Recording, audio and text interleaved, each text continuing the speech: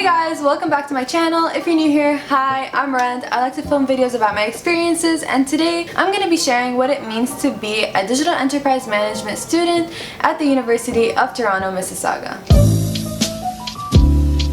This video is meant for students that are recent high school grads or students that are in first year and still not sure what stream they want to go into. So before we go into the different streams, I want to explain what ICCIT is.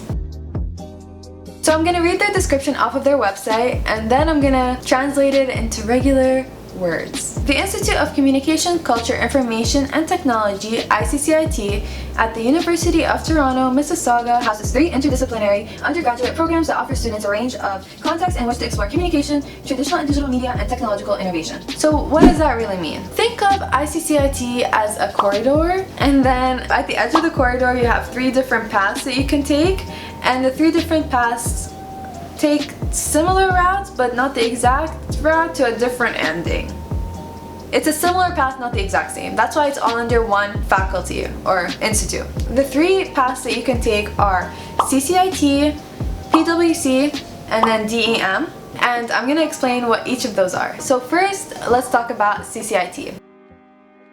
CCIT is a program that studies media and digital technology and how it affects people's lives and society. You do a lot of research as well as hands-on projects. Using those projects, you can assess the possibilities and consequences of using technology in our everyday lives. So CCIT is a major, so you need another major with it to complete school, or you can do 2 minors. CCT offers a range of hands-on courses. If you're interested in a creative route, they offer video, design, photography, and so much more. In your first year, you're going to start off very broad, but as time moves on, you can choose what courses you're interested in, and that's all you need to know for CCIT. And now we can move on to PWC. So the next stream is PWC, Professional Writing and Communication. In PWC, you get to develop your writing skills and editing skills. You get to transform complex ideas into something more digestible that caters to a specific audience. You get to create original work and potentially publish it. In the PWC program, there is a course where you can publish your own book. It's really cool and I definitely recommend it. PWC can be a major or a minor. A lot of students do a CCIT major and PWC minor. The skills that you learn in both those programs are very complementary. So that's it for PWC, and now we're going to move on to DEM. Digital enterprise management is concerned with how technology affects the way we manage, market, communicate, and so on. We take courses from organizational behavior to risk assessment to project management, marketing, finance, economics. It really covers a broad range of courses, which is really cool. It makes you a very well-rounded student. The things that you learn can be easily applied in your work life. There's a lot of project/teamwork exercises, which should be considered if you're interested in joining this program. A lot of the students that are in the Digital Enterprise Management program are interested in starting their own company after they graduate. Another common theme is that students are interested in joining a startup and learning about how a company works and how you can start a company, and we even take an entrepreneurship course. Really benefits students in that sense. The Digital Enterprise Management program is a specialist program, which means you're not expected to do another major or minor alongside it because the course load is heavy. Because I am a Digital Enterprise Management student, I'm going to go more in depth in that route and tell you why you should and why you should not go into this program, and then you can decide based on the pros and cons whether that is something that you can see yourself doing.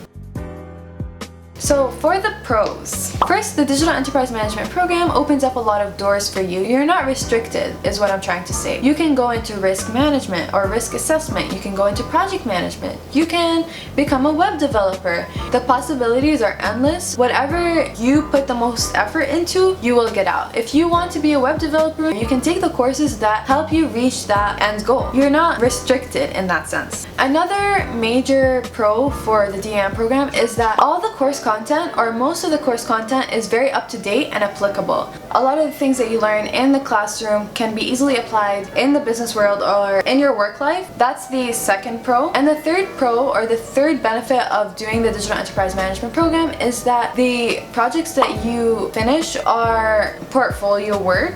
So in your information architecture course, you're gonna categorize different information and create different wireframes. All of that can easily be put into your portfolio and presented at interviews or online when you apply to positions. So those are my 3 pros. And now for the cons. I'm gonna tell you why you should not study DEM. So the first thing is that the content that you learn is a bit repetitive. It feels like you're learning similar things in different courses but slightly different perspective, and you feel that it becomes a bit, what's another word for repetitive? Synonyms of repetitive are insistent and repetitious. And you feel like you get bored of it, kind of. And then you take a good course and then you're like, oh my god, I love this program. An example of this is the SWOT analysis. Oh my gosh. As a DEM student, as a 4th year DEM student, I've heard the word SWOT at least 100 times. At least. So yeah, that's the first con. Second, if you're not into teamwork and working in a group and socializing, this might not be the program for you. There's a lot of talking with people that you don't know. In your courses, a lot of the times professors choose your groups, which means you're gonna have to meet a lot of new people. It's also a good way to connect with your classmates. So if you're not into socializing and talking and working in a team, maybe this is not the program for you. And lastly, which is a kind of funny one, you are going to be constantly explaining to people what DEM is. To your parents, to your friends, to your brothers and sisters, to your employers, to everyone. You're just going to be constantly explaining what DEM is, and you're going to be fumbling for words because you're like, I studied this and studied this and studied this. So it's better to have a working definition of what DEM is and just carry it in your pocket and just explain it to whoever needs to know at that time. So yeah, these are the 3 reasons why I think you should not study DEM, and now you can decide based on both those sides whether it's something you can pursue, and make sure you research it more because I can only film a 10-minute video about this. I can't give you a whole spiel. If you want to know more, feel free to DM me. My Instagram is always open at itsrund, and I can answer any questions that you have to the best of my ability. So next we're going to talk about what kind of jobs can you get after studying DEM. As I was saying earlier, this one is a bit of a toughie, or it's not really a toughie, it's more like there are so many answers to this question because the program is so broad. Here are a few examples of what you can do after you graduate from DEM. Web developer, marketing executive, project manager, risk manager. You can even be a game designer, user experience designer, designer in general. There are so many options, so you can decide what you're interested in and pursue that position. Now I'm gonna do some final remarks. We're reaching the end of this video. First, I want to let you guys know that this program is deregulated, which means that you're going to be paying higher tuition than regular students because the university expects you to get a position or a job after you graduate, which means you're going to be able to pay back if you do find a job. Well, that's my understanding of what deregulated means. You should really consider that when you're applying. And yeah, I just wanted to introduce you guys to this program. I'm going to be posting a University of Toronto related video every Tuesday, so come back every Tuesday to watch those. And that's it for this video. I hope you enjoyed it. I hope you learned a lot about the program.